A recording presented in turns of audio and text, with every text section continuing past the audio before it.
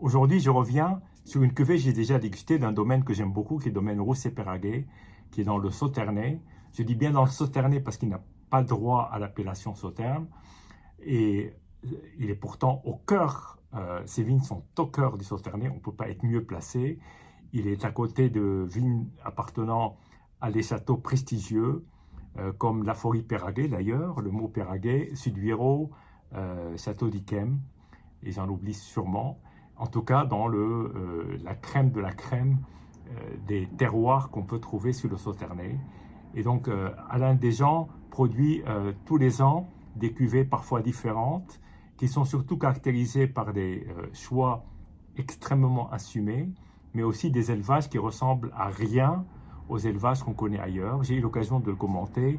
Alors, des méthodes extrêmement naturelles, pas d'utilisation de soufre extérieur, que le soufre produit directement par la vigne. Donc, naturellement, il y a un soufre qui protège le vin, mais c'est le soufre qui vient des pots de raisin.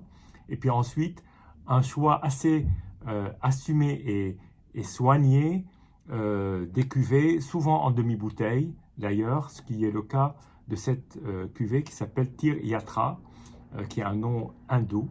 Ne me demandez pas pourquoi, mais Alain Desjans saura mieux l'expliquer que moi. En tout cas, lui, il est féru d'astronomie, et donc les astres influent beaucoup, on le sait, sur la vigne.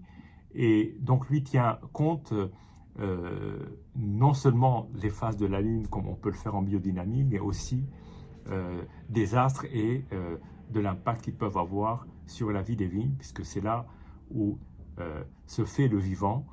Et ensuite, une fois que ça rentre dans le chai, c'est le travail de l'homme avec chacun ses méthodes. Mais là, effectivement, on est sur de vieux fûts ou de vieilles barriques. Alors, cette cuvée-là, c'est une crème de tête. Alors, la crème de tête est déclarée crème de tête que les très très bonnes années. Donc là, on est sur un 2011, qui fut une très belle année, en tout cas pour Alain Desjans, en tout cas suffisamment pour que ce soit une crème de tête.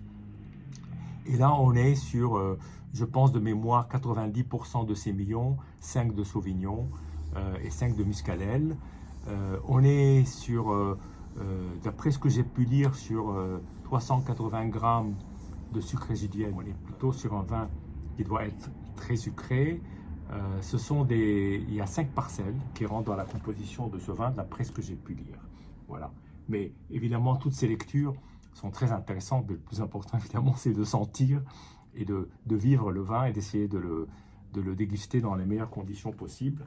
Donc là, je viens d'ouvrir la bouteille. J'aurais pu l'ouvrir il y a plus longtemps, mais bon, de toute façon, je vais la déguster sur quelques heures et je vais pouvoir apprécier son évolution après cette petite séquence. Donc, voilà. Alors, je la verse dans un grand verre. Pour moi, les vins d'Alain Desjans sont parmi les plus beaux vins liquoreux du monde. J'ai rarement eu autant d'émotions à déguster un vin liquoreux. Pourtant, j'en ai beaucoup dégusté dans ma vie. Je trouve toujours qu'il y a une vibration, une vie intérieure et un éclat qu'on va voir sans doute. Enfin, en tout cas, je suppose, j'anticipe un peu, mais je n'ai pas encore goûté cette bouteille-là. Mais comme j'ai goûté la même, bien que deux bouteilles peuvent être très différentes, on va voir.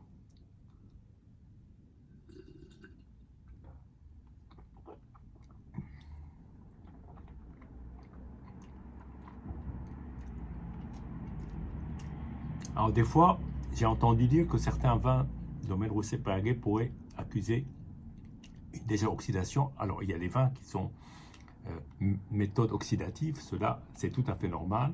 Dans le cas de ce vin, absolument pas.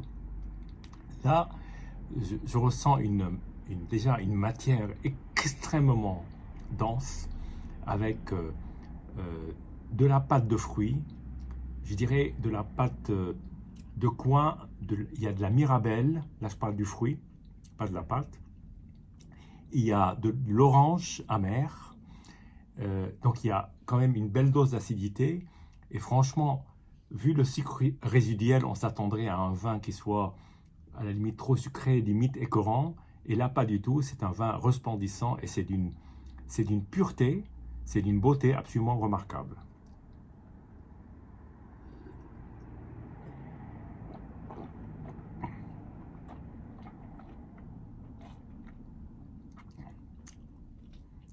Alors ça passerait, d'après ce que j'ai pu lire dans les vieux fûts, mais ça j'ai vu la cave d'Alain Desjans, effectivement, cherchez le fût neuf, vous ne le trouverez pas, mais aussi des barriques en bois d'acacia qui doivent donner un certain support pour que le vin se développe, et c'est des longs élevages.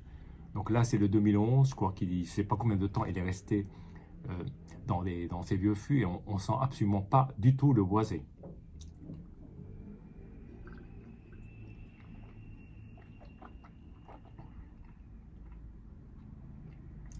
Il y a un côté miel aussi, et une consistance très légèrement visqueuse, un peu grasse, mais grasse, mais onctueuse. Voilà, il y a une belle onctuosité dans ce vin, plutôt qu'un côté visqueux qui peut paraître un peu péjoratif. On a une sensation tactile qui caresse le palais, qui est extrêmement vivante, et surtout, il y a un éclat dans ce vin. Je ne peux pas vous le décrire autrement que si vous le goûtiez, mais ce n'est pas forcément la matière ni les fruits, mais une vie intérieure qui transcende ce liquide et qui en fait un plaisir de dégustation assez intense, avec une immense longueur en bouche pour terminer en apothéose. Voilà, santé et puis à très bientôt.